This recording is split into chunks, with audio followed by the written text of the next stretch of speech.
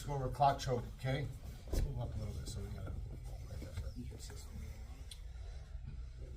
Okay, when I'm turtle, or I'm controlling on the turtle, there's a couple different configurations, right?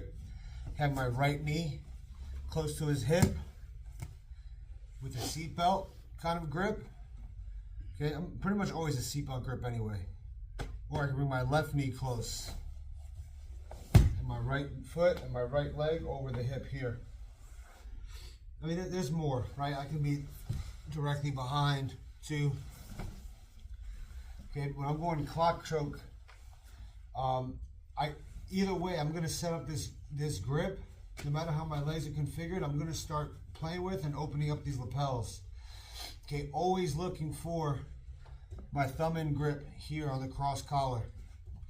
Okay, and my right hand is always on this lapel.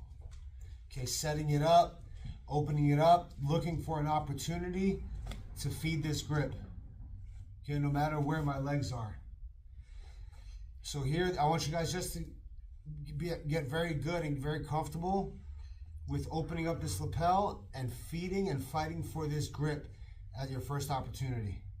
Okay, because it's not, you know, guys get good at defending this and stuff like that. It's not always going to be so simple, or you know, you can't take for granted that when you come here, then you're going to be able to fight for it, whatever. So, you know, just you should always be looking to start threatening the clock choke, start threatening the lapel grip. Okay.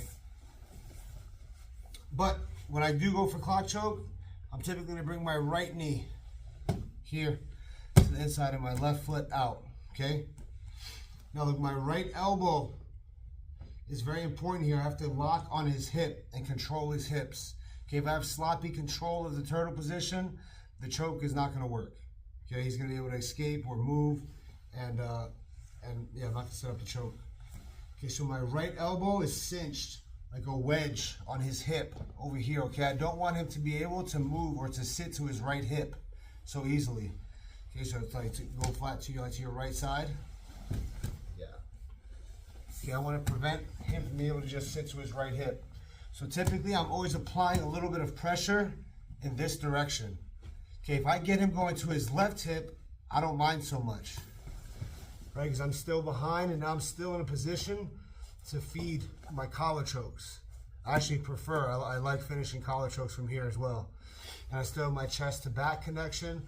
I can still go seatbelt. I can still take the back from here, okay? When he goes the other way though, I lose the position completely. So generally speaking, my pressure is on his back, but I tend to kind of pull his weight this way. Okay, so that's why I emphasize my right elbow on his hip, keeping his weight towards me, nice and tight. Also, my right hand grip, I don't tend to commit so hard here to the seatbelt. That's going to give him the opportunity to clamp down on my wrist with the elbow and then roll through. Yeah. So my right hand is underneath on the seatbelt, but it's kind of loose, and I'll kind of just barely put my hand underneath and control the lapel. That way, if he goes to clamp down on the wrist, yeah, I can kind of retract my elbow. I still have control of the lapel, still have him opened up.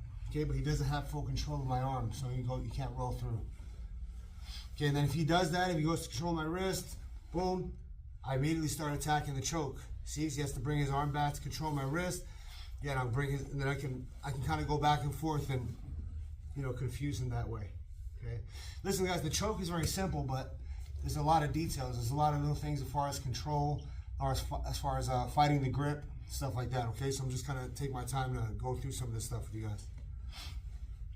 Here, like I said, we're looking to cinch. When I have control of this lapel, I'm cinching and feeding the grip immediately. You guys get good at this motion.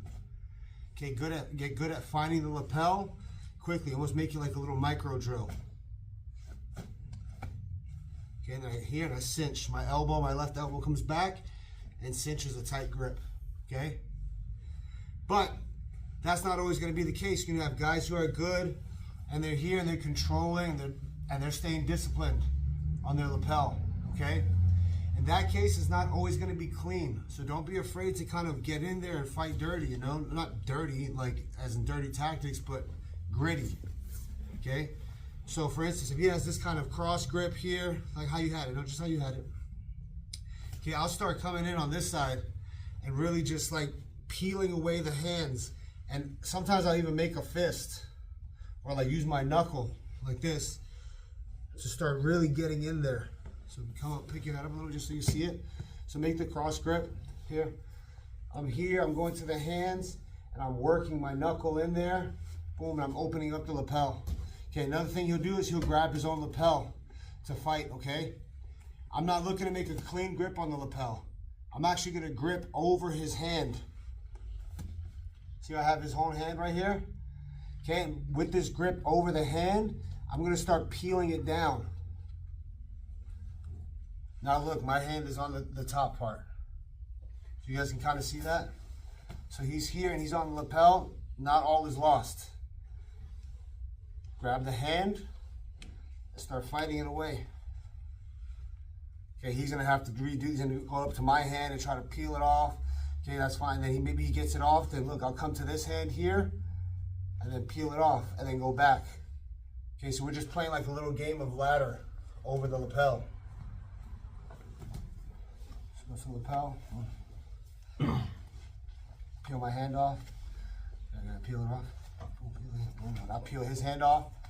Okay, I'll peel his hand off and then go to the lapel. Okay, so it's just a constant fight.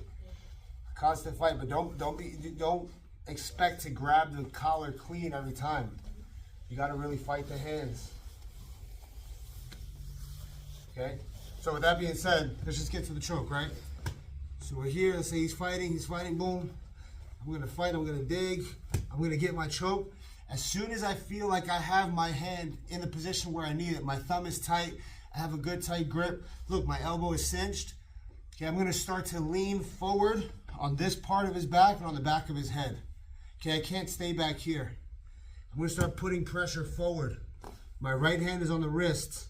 I'm gonna lean my chest on the top of his back. Okay, this is gonna keep him from being able to easily posture up. Get posture and fight up on your hands, yeah. See, I can't finish the choke from here. So immediately I'm gonna start breaking down his posture, boom, here.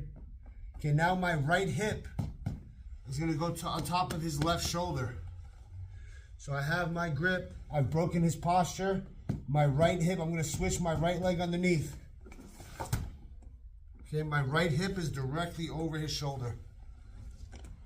And I'm gonna keep going. Walk, walk, walk. And short on the choke. Okay, let's do it again. Here, have the right elbow tight. I'm opening up the lapel. Okay, I'm playing around. Look, I'm getting in there. I'm fighting for the grips, fighting the hands. I got my grip. I go to control his wrist. I lean forward. My right hip covers the shoulder, and I walk. I walk and I torque on the choke. Okay, so I have my good thumb grip here. Boom. To finish the choke. Okay, one more time.